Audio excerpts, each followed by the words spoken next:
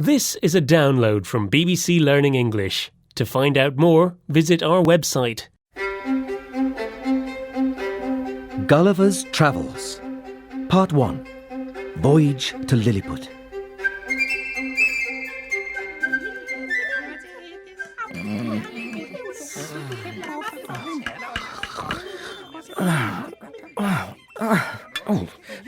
Ouch! Hey! Help! Get off me! Where am I? I'm lying on my back. I'm being pricked by lots of tiny sharp things. My arms and legs are tied to the ground. Even my long hair is fastened. Can't move! It's the strangest sight.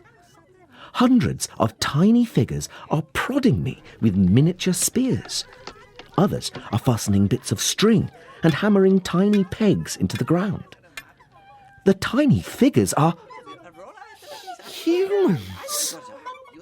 Yes, little ones, no higher than 6 inches tall. I must be dreaming. I shut my eyes and opened them again. No, I'm not dreaming. I'm tied to the ground. I'm well and truly a prisoner.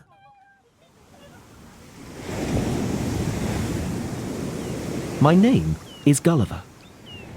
This story of my travels to distant lands may seem unbelievable and, in places, disturbing. But the lands I visited and the strange peoples I met are not imaginary. I didn't make them up. Please listen and remember, it is all true.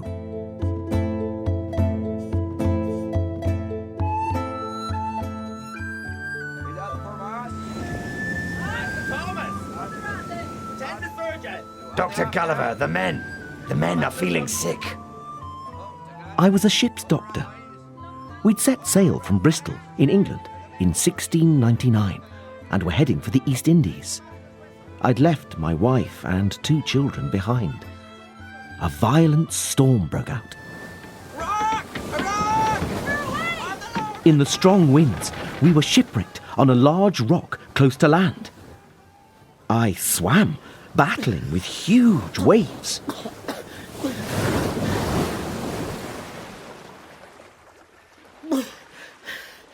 On reaching the shore, I pulled myself up on some soft grass and fell asleep, exhausted. And there, during the night, I became a prisoner of the tiny people. I was so amazed when I saw the tiny human creatures prodding me that I roared, and they all ran back, terrified. They started to shoot arrows from their bows onto my hands, my body, my face. The arrows pricked me like hundreds of needles. I struggled violently and snapped the strings on my left arm and quickly covered my eyes to protect them. Stop! I fell back and lay still. Once they realized I wasn't going to attack them or move, they stood back and waited. One of them, wearing fine clothes, so clearly important, ventured forward from the crowd.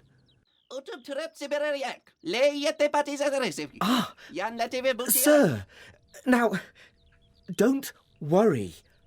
I'm not going to eat you, but I pointed to my mouth. I'm very hungry. I need food. Food?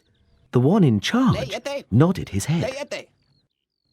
A few minutes later, ladders were put against my body, and a long line of tiny people mounted them, carrying dishes of meat, baskets of tiny loaves of bread, and small barrels of wine slung over their shoulders.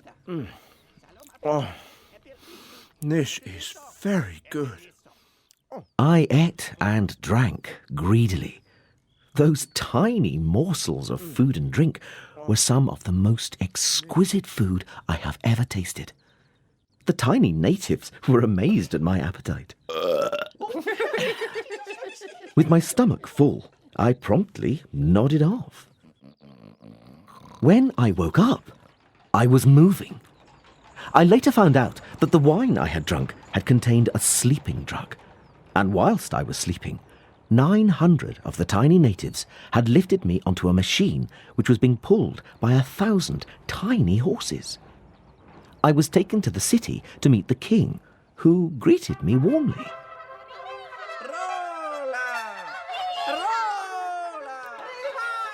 He was young and dignified, with strong features. He gave a long speech to me in his language, but I did not understand a word. But he pointed to the city and his people with a sweep of his arm. Some courtiers were also there. One had a wise and scholarly look and made friendly gestures to me. Her name, I later learnt, was Flimnap. She was the king's secretary. Another, who had a rather mean expression, drew his sword at various points and waved it in a rather threatening way in the air at me. This was Skyresh. I was then transported to an empty, ruined temple, where I was lifted up with pulleys and chained to the gates. I was still a prisoner, but at least now I could at last stand up. And so it was that I became a guest in the kingdom of Lilliput, with its tiny inhabitants. The ruined temple became my home. The royal family came regularly to watch me from the tower. The king sent 30 scholars to teach me the Lilliputian language, which I learnt very quickly. One night, I couldn't sleep. I heard the whisper of voices close by. It was the king with his courtiers, Flimnap and Skyresh. What Skyresh said worried me deeply. I think that we should kill him. Why do you say that, Skyresh? He eats too much, Your Majesty. It is costing us a fortune, and if we continue to feed him like this, we'll have a famine in Lilliput. How do you suggest we kill him? Starve him. That's barbaric. Or we could shoot him with poisoned arrows. What do you think, Flimnap? He is a giant, and the decay of his body could cause a plague, which could spread throughout the kingdom. That's very true. He asks for his freedom every day. Oh, it's too dangerous. He could kill all of us. He has so far been gentle and well behaved towards the people of Lilliput. He could be useful to us. We can give him his freedom with certain conditions. Which would be? He becomes our ally in our war against Blefuscu and destroys their fleet. Flimnap, you're right. We are facing a grave danger, and this giant Gulliver could save us. I had heard enough. Lilliput was on the brink of war. The king would not kill me whilst I was useful to him. But what if he changed his mind? I had to escape.